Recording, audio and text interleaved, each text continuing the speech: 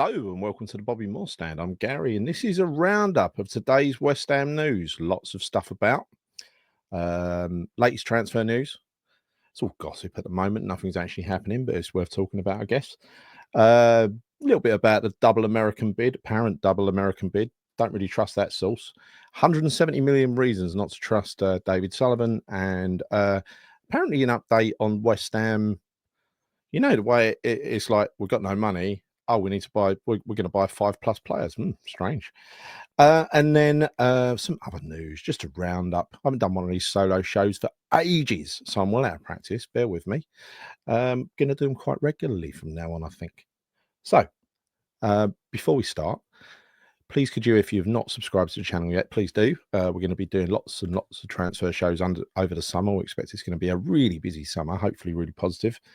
And hopefully we'll have some nice football stuff to talk about in the next couple of weeks as well. As long as it's not a false dawn, obviously. So, yeah, subscribe to the channel, hit the bell notification icon. And if you wouldn't mind, please can you give the video a like? That really helps the channel. So, helps other people find us. So on that happy note, let's kick off. Before I do, I just want to share with you something that a nephew of mine is doing over the weekend. So this is on Sunday. He's going to end this little epic journey all the way. Well, if it'll bloody show, hang on a minute. There it is. Right. It is an ultra marathon. So my nephew Ryan is actually going to run. This is before the game. He's going to actually end at the game, watching it. I would think probably in bits. He's running it for a really good men's charity. This is not a beg for money or anything. I just want to bring people's attention to it. It's a hell of a journey he's got to go via all of the London Premier League football grounds, which is outstanding, really. An ultra marathon. A marathon is just not good enough for him anymore. He's done too many of them now. One bloody marathon was good enough for me, I can tell you. So never again. I was in agony, absolute agony. Anyway, another story for another day. Right, so let's talk about the ins and the outs. I mean, it's been alluded to that pretty much everyone we expected would be for sale is for sale. There's a lot of different bits and pieces happening. There are players linked, etc. There's a couple here. I won't dwell on them for very long. Johan Wissa, I don't know why. I mean, if you look at his, he's a striker at Brentford. He's rated at 24 million. We're being touted as 22 million maybe. Well, the thing is, he scored 18 goals last year with 3 assists. Started 32 games for Brentford. That's so far. Might end up with 20. I don't know why he's so, the money's so small unless he's towards the end of his contract. 28 years old, so he's not even old either. But he would be, I think we're all kind of familiar with his work, right? The other one is Arden Yashari, 22-year-old defensive midfielder, another position that we definitely need. Currently playing for, in fact, let's make this a bit wider. You might be able to see a bit more. Hang on. Where are you? There you are. So that's better. So you can see he plays for Club Bruges at the moment. He's played for Luzerne previously. 3 goals and 4 assists as a defensive midfielder. That's not too bad, is it? Not too shabby. Again, he's an ever present in that league. And finally, the latest one today, Kevin Lomacano, that's been around for a few days now. 23 years old. Right-footed centre half. Again, I think that's something we need. I suggest that means that they're looking to get rid of Mavropanos, which is not really a great surprise, is it? We've been suggesting they do that all along. I think if you look back at a couple of things that happened at the weekend, things we learned from that game.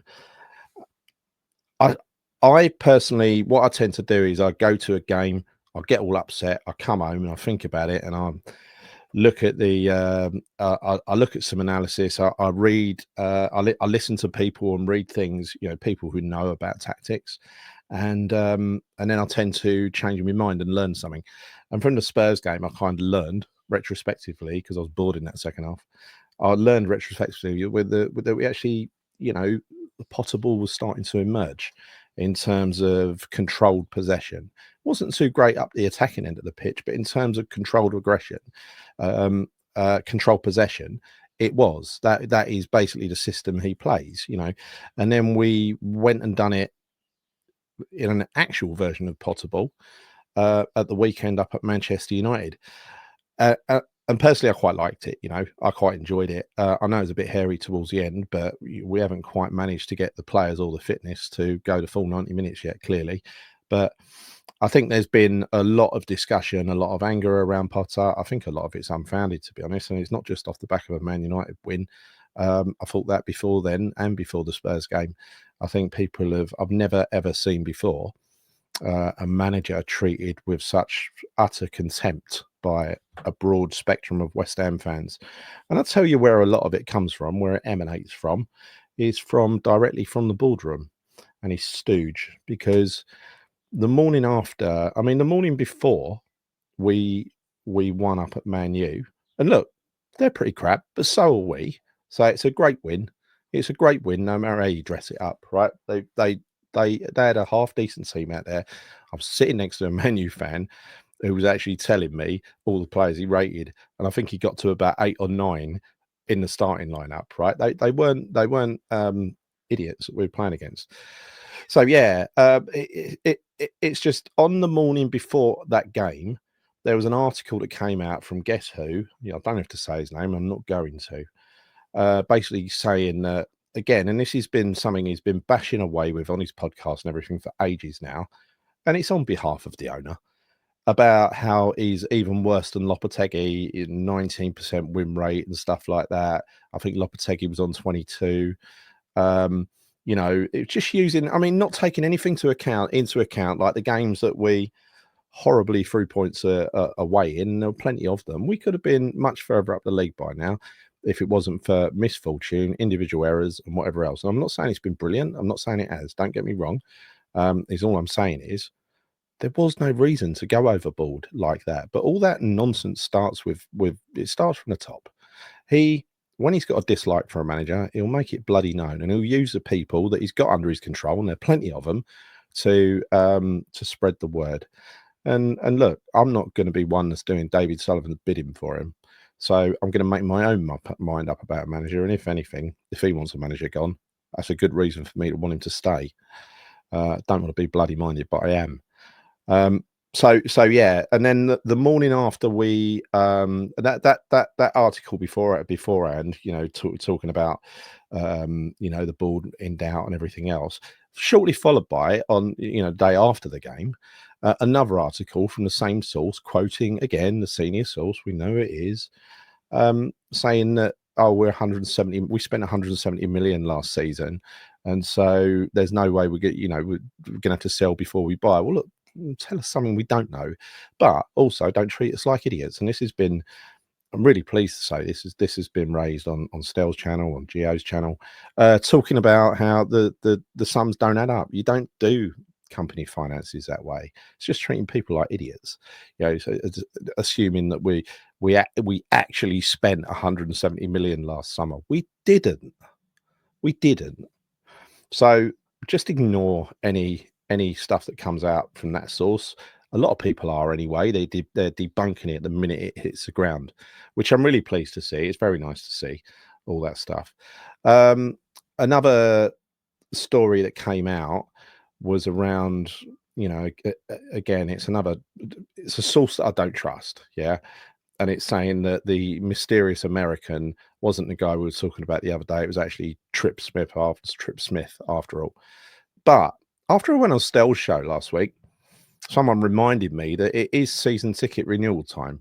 So when are you more likely to get a story about a new billionaire mega American owner coming in? It's going to be season ticket renewal time. So I call bullshit on all that until I see it. Until I see Sullivan heading for the exit, I ain't going to be happy anyway. I don't want just another investor. I want him out. So this little game of undermining Potter, ever since he's achieved the dizzy heights of a 25% win rate just by beating Man U, yeah, that ain't been mentioned anymore. They're now talking about, oh, we might need to bring in 5+ players. Well, no shit, Sherlock. Of course we will. We're going to need to fill in all of the positions with Potter's selection of players just to give Potter a chance. Because if you don't, you give him no chance. And what do we end up doing? We end up getting on his back because he has a bad start to the season, because he hasn't got the players to play his system. And then by Christmas, be looking to get rid of him again. It'll be too fucking late. I'm telling you, we get relegated. So next year, this is the most important transfer window ever for West Ham. And last season was important, and we balls that right up, even though we thought we didn't. We really need to do something about this. Sullivan needs to back the manager, and by back the manager, I mean get the deals done for the players that he needs. I don't mean sign 50 million bloke from here and 60 million bloke from there. I mean just, because I don't think he's shopping in those supermarkets anyway. He's with Macaulay trying to identify talent that's at the right level for us, and that's fine. By the way, I've been kind of just thinking back to that Man United the other day. I've got a couple of little bit of experiences, and I'm chopping and changing here a little bit, but it prompted me after that game to have a look back and compare Mohamed Kadus's stats from this season to last season. And it really surprised me when I saw what I saw. And I will share this with you on another show at some point. But the stats from last season, which we all knew it was pretty spectacular in the first part of last season, right? His performance levels have stayed pretty much the same.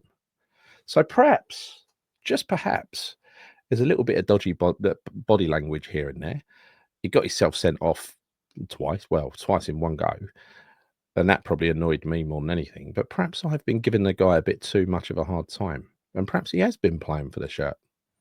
So I hope so. I do hope so, because the way it's going at the moment, it's not looking promising for Paqueta, is it? I mean, it's kind of, again, I don't even want to talk about it, to be honest, but the fact that he's just suddenly gone missing from the first team and being available to play, and he's got to make an appearance at the hearing.